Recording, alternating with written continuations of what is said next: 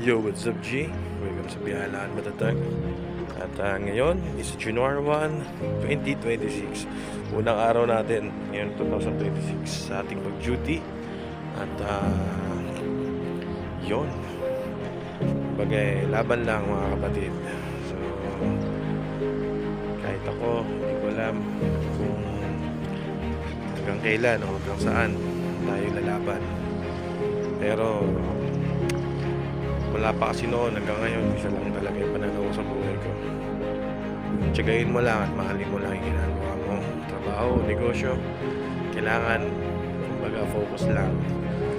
Ah, Hindi ko kailanman na inalis sa isip ko na kailangan mong paghirapan at pagtyagaan ng lahat ng bagay.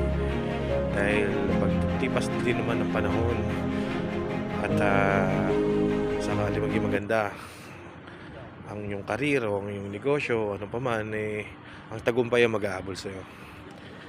So, mahirap mag-isip kung paano magsisimula, mahirap mag-isip kung paano ang gagawin, paano ang hakbang.